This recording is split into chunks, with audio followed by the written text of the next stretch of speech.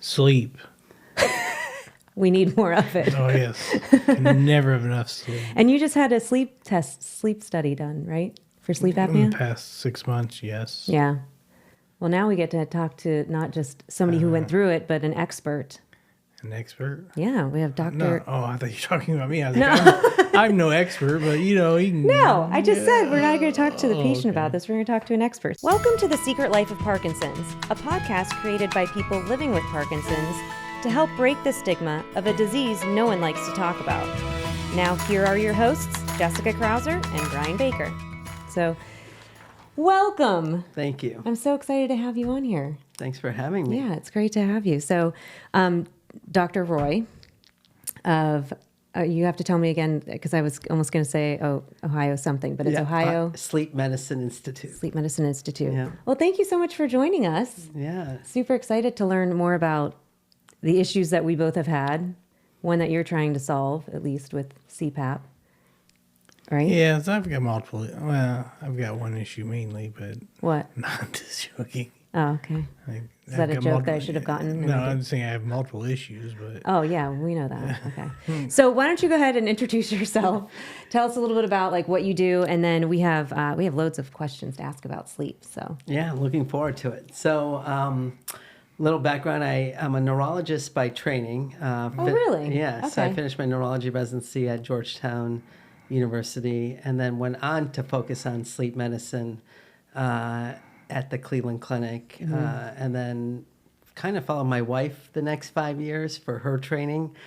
She's a gastroenterologist, so going through her residencies, I worked in Boston for a while, and then we moved to Pittsburgh. So I was at University of Pittsburgh, and then 2011 we moved to Columbus. So I took over a practice here.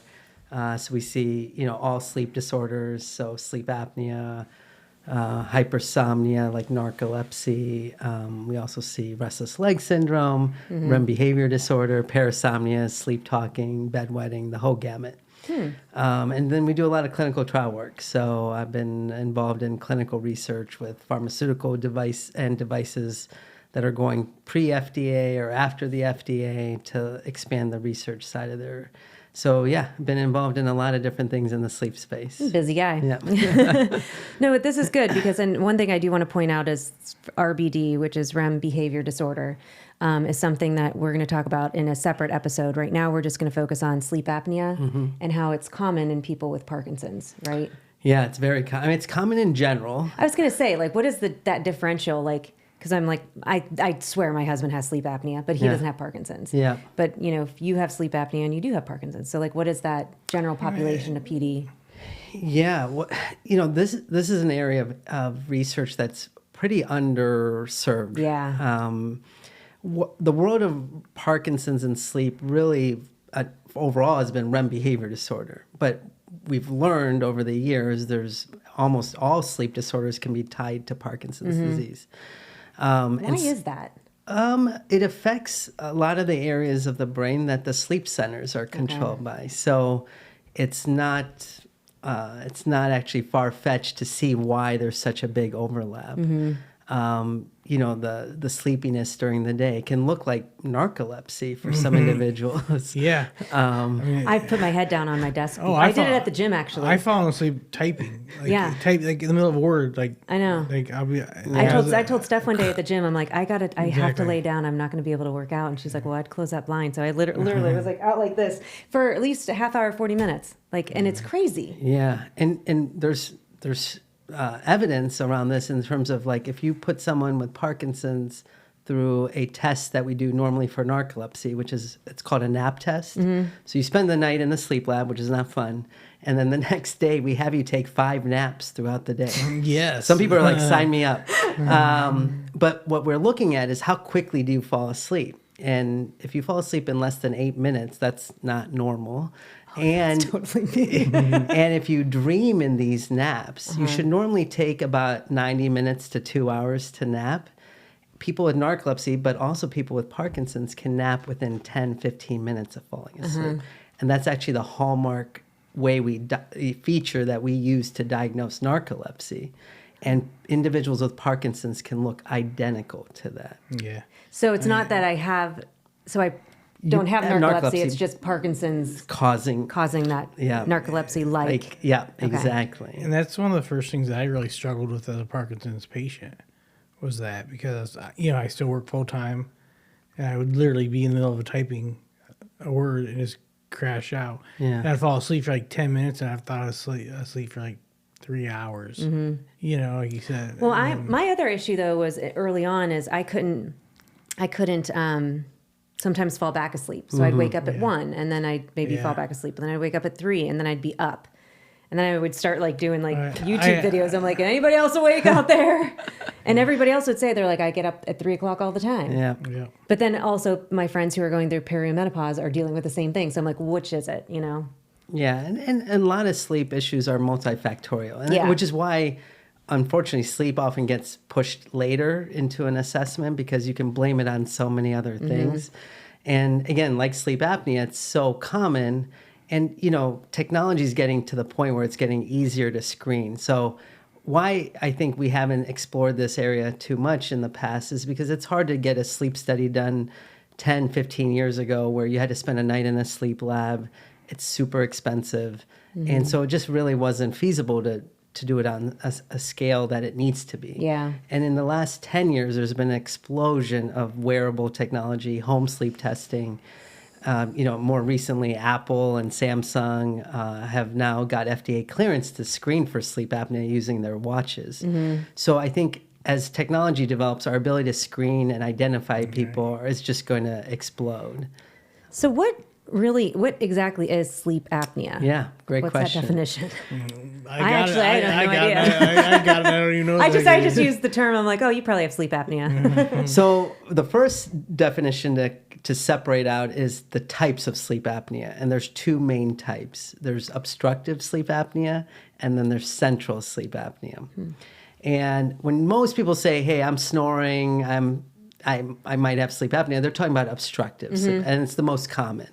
And that's basically an obstruction in the airway. So for most people, it's the tongue that falls back, blocks the airway, maybe the soft palate, which is the uvula, the thing that hangs in the back of your throat, or the tissue around that can fall back. Tonsils can block your airway. But it's usually somewhere in that throat region that's obstructed. Isn't it sometimes people get their So deviated septum or something? Yeah, the nose is important, but it's not where the sleep apnea comes from. Okay.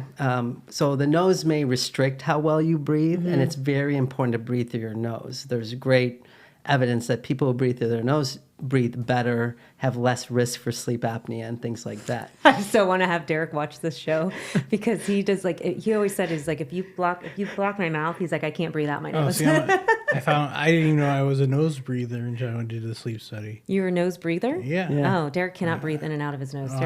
Which aggravates it. Right. Yeah. My CPAP is just a little. Yeah. Oh, that's right. You said it goes into your nose. Yeah. And sometimes when you force air now through your nose only, you're able to keep your mouth closed, which you may have not thought you could do before. Yeah. I don't know. I've always had trouble keeping my mouth closed. Okay. So that's obstructive. Okay. And so to say you have it, it means you've stopped breathing or partially stopped breathing for 10 seconds or longer. There's a drop in your oxygen typically associated with it, and that has to happen at least 5 times an hour. And then the higher that number, the more impact on your health. For example, if you stop 15 times an hour, that's been shown to be equivalent to almost smoking a pack of cigarettes Oh, a day. wow. So risk on stroke risk, heart attack risk, dementia risk, Parkinson's risk. This is why it's such a huge issue. It affects every organ in the body. Now, the caveat to this is the central apnea. This is kind of tied to your brain saying, don't breathe. And it's much less common. About 5 to 10% of all sleep apnea is central apnea. Okay. It's usually linked to a couple things. It's linked to, most commonly linked to the heart-related issues, like congestive heart failure is one of the leading causes of central apnea. Atrial fibrillation, where the top part of the heart quivers, that can cause central apnea. Then certain medicines can cause central apnea, like opiates, like narcotics, like oxycodone, things like that can slow the breathing down and cause central apnea. It's tied to carbon dioxide levels and how your body's responding to it. And this is why also at high altitudes you can develop central sleep apnea. So if you're not used to going to like Denver into the mountains at 10,000 feet, 8,000 feet, you're going to induce central apnea in most people, actually.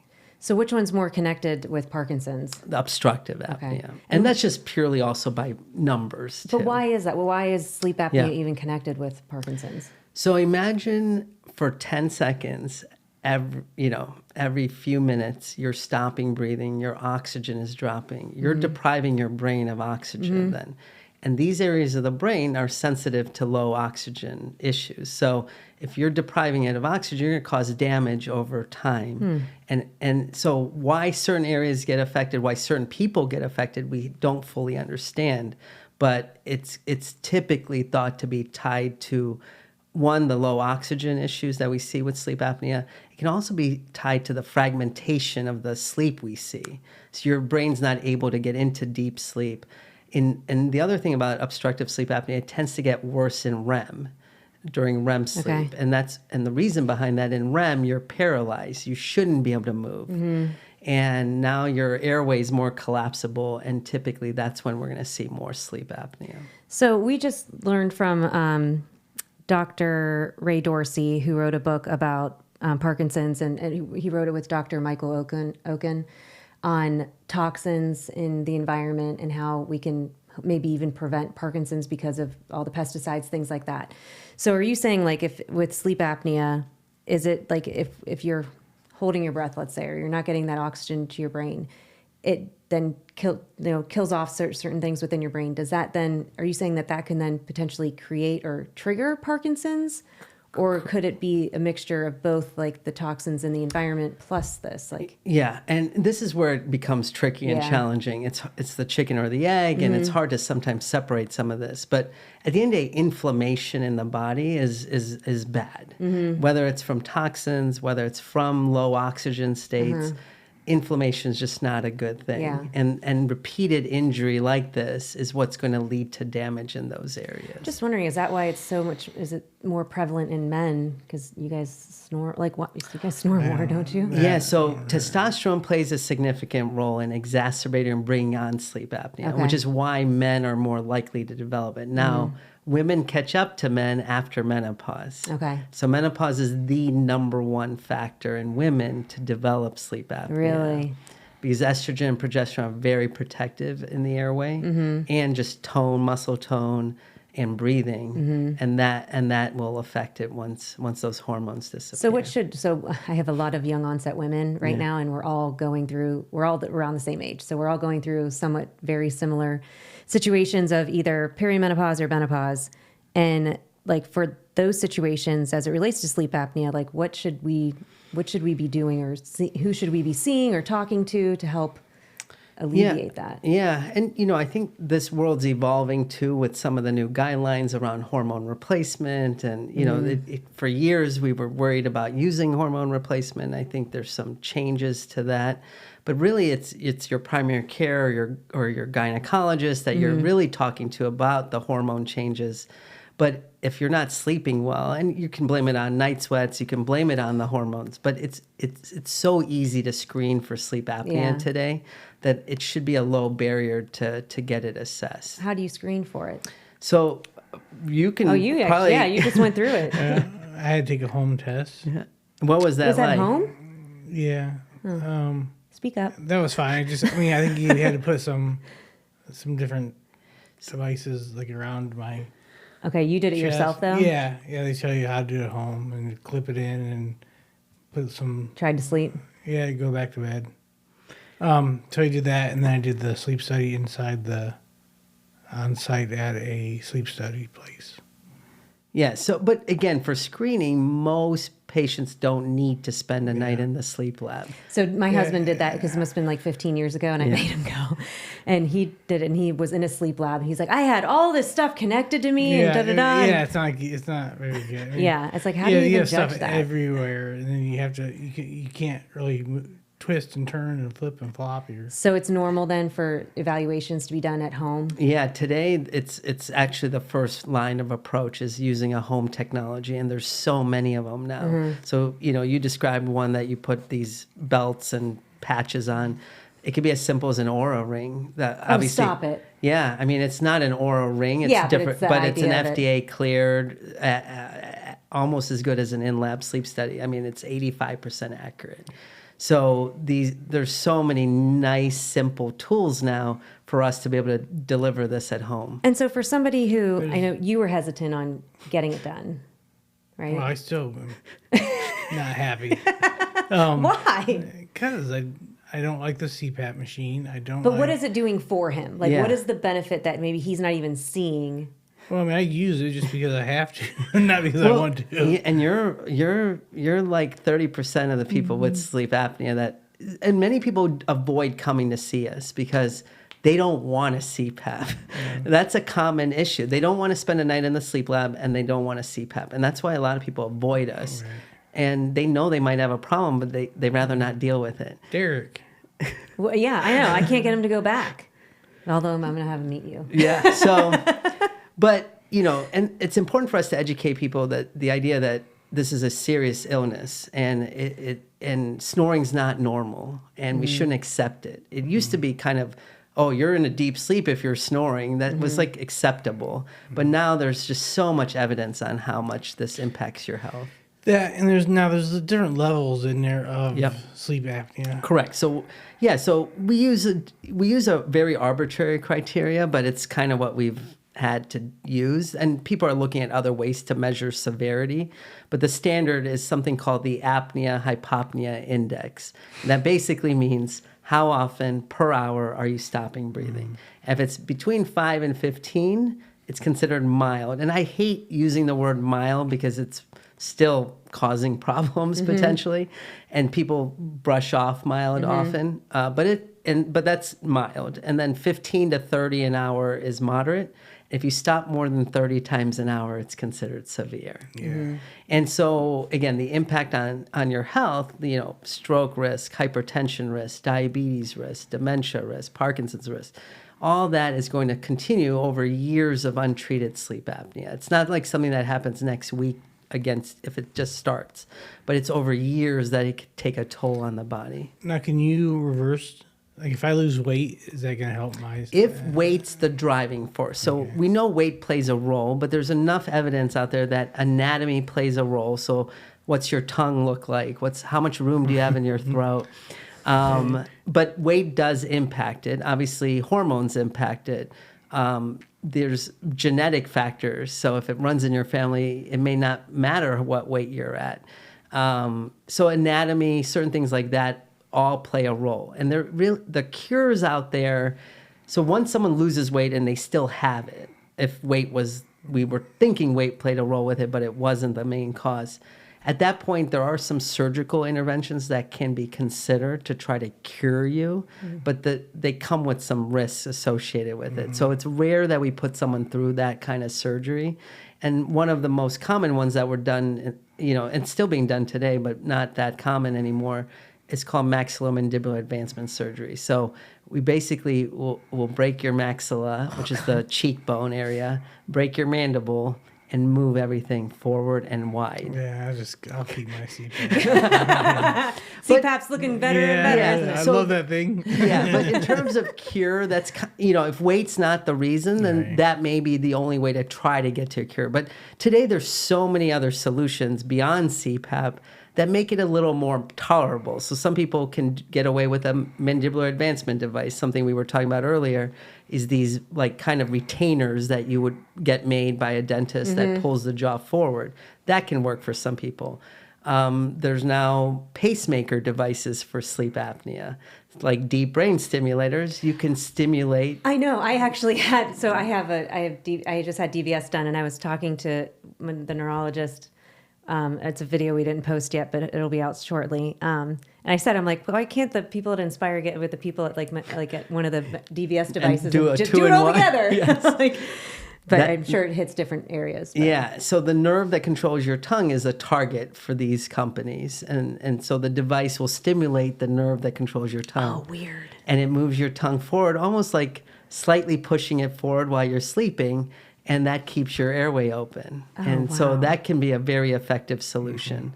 And there's a whole host of other options out there. early on with my Parkinson's diagnosis, my sleeping was horrible. Like what? Like Mine was I hour. just woke up all the time and I couldn't fall asleep Right. very well. And I'd sleep for like an hour, wake up, sleep for an hour, be Yeah. late later. That's when I started taking. I went to my neurologist and I said, "Hey, can I get something to help me sleep?" He's like, "No, because because then like I give you something to keep you awake, because it just starts a vicious cycle." But the one thing I did find that helped was edibles, Oh, taking gummies. Yeah. because I would still wake up, but I'd fall pretty much right back asleep. Yeah. So there was that kind of Less of a disruption. Yeah. Yeah. And again, stabilizing sleep is such an important thing. Oh, honestly, that's literally been the worst part of my journey, is the sleep at the beginning. Oh my God, it's awful. Like I said, and you're so tired during the day, and you're taking the levodopa, Yeah. and that's making you tired makes too. you tired. Yeah. And I'd be in meetings, or I'd be literally typing an email in the middle of typing a word, and I was just like you said, narcolepsy. I was just like, Yeah. and it might only be 2 seconds, but it'd be like, Yeah. pop Back back up. up, Yeah. and back to work. Yeah. Again, it's a 24/7 problem, and which is why your neurologist kind of mentioned you start at night, and then during the day you might need something to help you. But if your sleep is not good, the daytime then becomes affected, and that's why it's a 24/7 issue. Now, Do have you you done much correlation between that? Because I know Jessica and I both said that when we had DBS, that changed my sleep pattern right away. No, this is kind of actually an interesting topic. I would love to kind of dive deeper in, because I don't know of any evidence or studies that have actually explored sleep changes after DBS. It would be a very fascinating kind of exploration to understand you're stimulating certain parts of the brain to affect the movements, but it definitely is tied into the sleep centers as well. Well, the biggest thing that I noticed that I've told you is like because my stiffness is one of my biggest issues with Parkinson's. Like my legs and my arm can get like stiff all day, 24 hours. So when I first had DBS and it was turned on, I laid down in bed and I was completely still. And so I was able to I was already in a a full relaxed state that I haven't felt in years. And I was able to fall asleep, and I stayed asleep. And there are still sometimes that I'll wake up, but I can fall right back asleep now because I'm not then tremoring. Yeah. Because normally when I'd wake up, then I would tremor. So And it could be an indirect relationship then. You're treating the movements, you're treating the muscle issue, and therefore then getting better sleep indirectly. I mean, I very often get more than 3 or 4 hours of sleep consecutively. I do. You do? I do. You don't? No, I'm up every 3 or 4 hours at least. So I'll go to bed. If I go to bed at 10:30, like most of the time I won't get up until probably 2 or 3. Yeah. And then I'll fall back asleep until I didn't notice this until I got my CPAP machine. It measures how long you wear it, and how many times you stop breathing a night. And yes. And so you have to have it on for like a minimum of 4 hours for the insurance company to cover it. Oh, jeez. So as soon as I hit that 4 hour mark, I'm like, nope. So this is a common problem. So if you give 100 people a CPAP machine, 50 will be successful with it, and 50 will not. Meaning their compliance? Yeah. Okay. And if you look at the 50 that are compliant, there's a whole array of compliance levels. And you describe probably the number one thing that we see is patients are like, I'm just doing this for the bare minimum to meet the insurance requirement to get this paid for. But then I'm going to sleep another 3-4 hours without it. Yeah. And you're like, well, is that good for your health? Or, your sleep apnea doesn't go away. Yeah, I know. And so the reality is you're kind of getting a 50% dose benefit from it. And so this is a huge issue in our field. And I stepped right into that, didn't I? Yeah, you did. That was pretty good. I think it was like written out for you. we didn't plan that ahead. No, not at all. If you know Brian does not plan ahead. Nope. But have you noticed anybody like with Parkinson's, like do you notice that their symptoms, or do they notice that their symptoms improve, or have yours improved with sleep apnea? Like is that once it's treated kind of thing? Yeah. A lot of sleep apnea data around just different impacts it has, like blood pressure, Parkinson's, or whatnot. The earlier you can get to it, the more likely you're going to see more benefit. Okay. Sometimes if things are too far into it, it's hard to reverse what's already happened. Yeah. So when should Parkinson's, I feel like it's one of those things with when you're diagnosed and then like later on you look back, it's like, why didn't I get this test in the beginning? To almost have like a marker. Yep. When should Parkinson's patients get tested for? There's again, because the technology has gotten so much less expensive, more accessible. There really is no reason not to do it almost at the beginning. Because even just because you go through a testing doesn't mean like you have to buy something. No, right? you can, and if it's mild, again, some people say, let's watch this person. Let's retest in a year or two, see if it's getting worse. And if you're not really symptomatic and it doesn't seem to be impacting, but at the end of the day, if your oxygen's dropping even a little bit and you're trying to protect your brain from getting worse, we tend to be a little more aggressive of saying, hey, let's just get this addressed. So have you guys looked at, like, from a research standpoint, like, all the different things that you mentioned, like stroke or dementia and Parkinson's or any of the other ones, and has anybody ever done anything to say, like, this person had a stroke and backtrack, like they figured out they did have sleep apnea? Yeah. Has that been done? Yeah, so there's actually a great couple good studies that have looked at TIA specifically. So what TIA is, a transient ischemic attack. Basically, it's a stroke that didn't cause permanent damage. Okay. And it's a great population to study because we now know they didn't permanently damage their brain. So it's hard to then say, because in a stroke, it's hard to know if they had sleep apnea before. Now they have damage to their brain. Is it the damage that caused the sleep apnea? So the TIA group of patients are ideal to study because we know they didn't have permanent damage. And now if you test them after the TIA and they have it, the TIA didn't cause the sleep apnea. It was probably there before. And there's a couple of studies out of University of Michigan and another one out of Connecticut that looked at this a few years ago and showed about 70 to 80% of TIA patients have sleep apnea. That means they probably had it prior to the TIA. But can they make any correlation that that's what caused? Yeah, so Okay. a lot of these studies then look at what are the other risk factors that were involved, and they've excluded hypertension, smoking, kind of the big ones that we know cause strokes, and they were all excluded and showed sleep apnea as an independent risk factor. What about dementia? Did the same thing looked at? Yeah, so there's a huge publication out of the British medical journal, The Lancet, was published a few years ago showing untreated sleep apnea advances Alzheimer's dementia by 10 years faster. Wow. That's crazy. So, but like, how long does that? So, I'm asking this from like when the book that we read about the toxins with Parkinson's, they talk about like you can be, what's it called? The toxins. What's it called? Exposed. You can be exposed to toxins, but you might not see Parkinson's happen until 20, 30 years later. Yeah. So how about sleep apnea? Like how long does it take for somebody to say like, oh, I wish I would have done this 30 years ago? Yep. Or like, how long does it take to make an impact? Do you know? Correct. So typically the sooner you get to it, the better.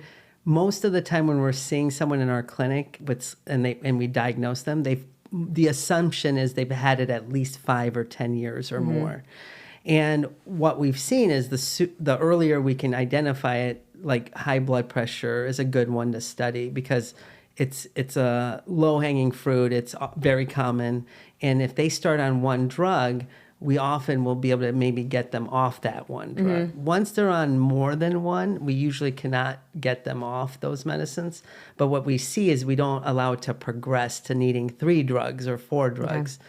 And that's kind of where it's been studied the best. But these are tough studies to do because, how do you, unless you're doing the screening on a regular basis, and this is where I think wearables and technology are getting us to, where we can monitor people much more at home in a more ongoing long-term longitudinal health perspective. And I think that's where, we need to move as a society. That's what I had that Whoop band on. Do you ever hear of Whoop? Yeah. So I wore it for a while, and it would tell me, I would sleep with, I'd have it on 24 hours. So I got to the point it was able to tell me, like, was I in deep sleep? Did I get to REM sleep? How long I was in there? When my wake times were, like, because you wake up periodically, whether you realize it or not, during the night, right? Yeah. But then, hopefully you just fall right back asleep. So it would show me all of that. And it was it was really interesting because I remember I did it pre-DBS and then post-DBS. And then I saw like it, got better. And also the other thing that the Whoop app does is it tells you what your age is based on your health, not your actual age. And I was like 3 or 4 years older. Oh, I don't say younger. No, I know I look younger, but I guess the inside of my body is saying something different. But it was like post DBS, and I stopped wearing it, which I should put it back on. But post DBS, it started showing that going back down. Yeah. So like my age was getting better because I'm like, maybe it's because my sleep is getting better and because I'm not moving around all day. Correct. But I don't know. And this is where a lot of these companies have a wealth of data that, it's hard for us to always study unless they're sharing that information. Yeah. But they have millions of hours of sleep data that they're sitting on. And I think obviously with artificial intelligence and machine learning and our ability to analyze this data, we'll get there. Yeah. So what's one thing that you could tell somebody today, like if they feel overwhelmed by the idea of being treated by sleep apnea? Yeah. Like, what's something that you would just tell somebody like to get over it? Well, I think the number one that hits home for most people when we meet with them and they're surprised by that conversation is the idea there's more than one way to treat this problem. Yeah. And again, it's so common that someone thinks the CPAP's their only choice. And it's a good treatment. I mean, it works, but it doesn't work for everyone. And so luckily we have many, many options, and our toolbox is growing by the minute every day. So you mentioned them briefly before, but what are they again? So there's like CPAP, there's the oral appliance, there's hypoglossal nerve stimulation, which is basically the nerve that controls your tongue. So one device there is called Inspire. Another new one is called Genio that does a similar concept. There's a few more coming in the pipeline in that same space. There's a couple of drugs being developed to treat sleep apnea using medications. Recently, Zepbound, which is a GLP-1 drug by Eli Lilly, got FDA approval for sleep apnea. Okay. And that's, again, a weight-related treatment that way. But so... and there's even a few others, there's something called iNap, ExciteOSA. There's a number of devices that are FDA approved for treatment of sleep apnea. Very cool. Yeah. Okay. Any other questions? No. You want to take a nap? I'm about ready. I slept in this morning, so that's why I don't need my nap. I have to prepare my day of like, okay, I'm going to be doing podcasts all afternoon. So I'm like, I'm not going to the gym. I'm sorry, Melissa.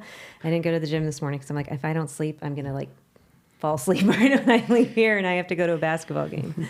But this was great. This was very helpful. I'm excited to talk about RBD because I know that's next. But I think, for anybody who's dealing with sleep apnea, it's almost like it's like everybody should get tested for, Yeah. And there is it's kind of like screening colonoscopies. Yeah. Except a little easier to do. Yeah. I think that would be a little bit easier. It's something I joke with my wife about since she's a gastroenterologist. So. That would be a funny conversation. So I should tell Derek, like, hey, if you're going to get a colonoscopy, you might as well then get sleep. Maybe you get like a 2-for-1 deal. Yeah. We can offer that. Well, thank you so much for coming on. Yeah, I really thank you for appreciate the having time. me. This was great.